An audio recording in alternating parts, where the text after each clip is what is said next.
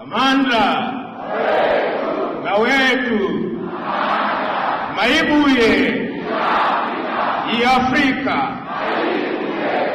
Viva EFF Viva EFF Viva EFF. Thank you.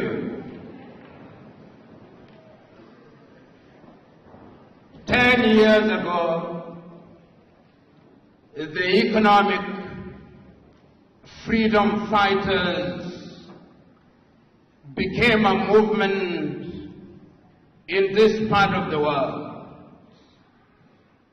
10 years ago, our leaders, led by the President and the Commander-in-Chief, Julius Malema, sat down and determined that South Africa must take a different direction. 10 years ago, he put together many great young men and women who now bestride the South African political terrain like the fabled Colossus, organized in different formations, headed by the commissars who are here present, whom I salute, supported by the fighters on the ground whom I salute, because in the last 10 years, you've done a great job. In the days when you started, there were those who doubted, those who assumed that you are just but a flickering flame which would disappear, but you refused to disappear. 10 years ago, there are those who thought that you are a passing cloud, you refused to pass. 10 years ago, there are those who thought that you are mere irritation. You have continued to irritate as you must.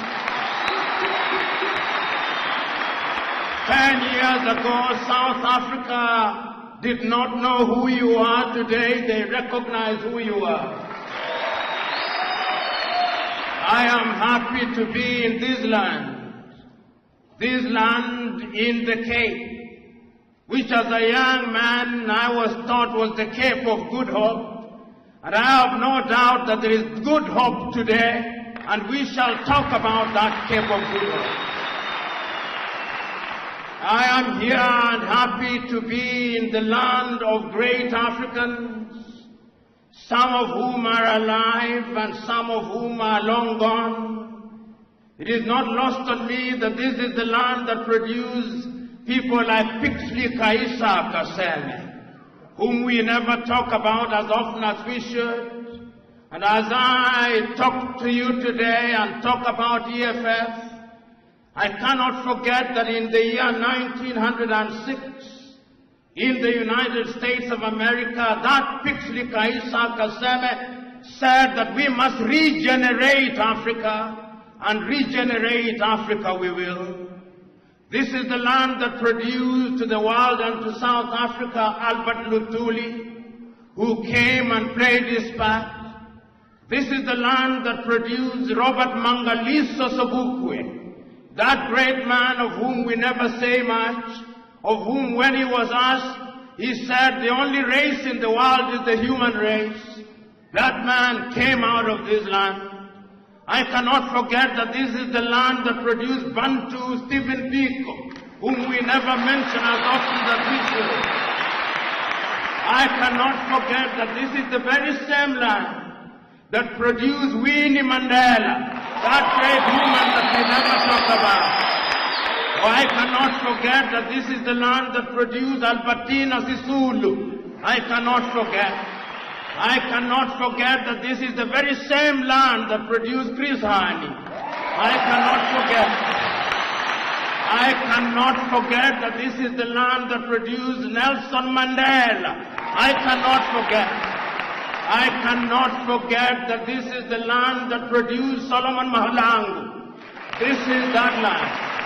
I cannot forget that this is the very same land that produced Tiro Ngopot. I cannot forget.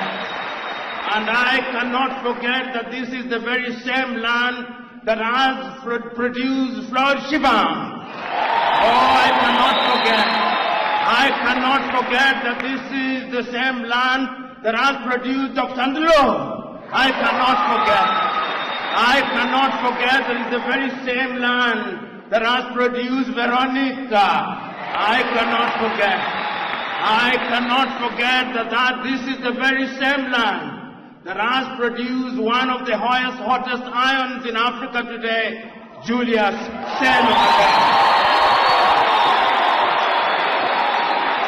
So today, as we are gathered here today, we must ask ourselves, and what is the state of our continent? What is the state of Pan-Africanism?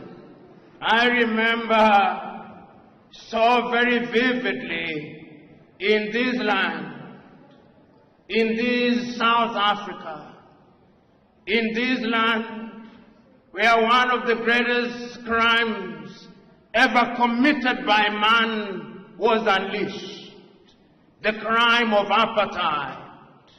In this land, there came men who, in their misguided view, took the view that the black man was the child of a lesser God.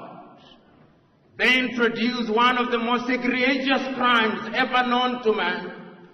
They committed crimes of man's inhumanity to man. For many years, this land suffered under the yoke of apartheid. But you are not alone. Before that, the African was subjected to slavery. Our kith and kin were taken away into different parts of the world. They were taken away to Europe. They built Europe. They were taken away to the United States of America. They built the United States of America. They were taken away to the Caribbean. They built the Caribbean. Then after slavery had lost its luster and attraction, they pretended to ban slavery. But it came again in a different form. And sitting in Berlin in 1884 and 1885, those same diabolical peoples divided our continent into little pieces. They came here. The Dutch were here. They went to what is now Namibia. The Germans were here. They went to Angola and Mozambique and Guinea-Bissau and Cabo Verde. The Portuguese were here. They came to Nyasaland.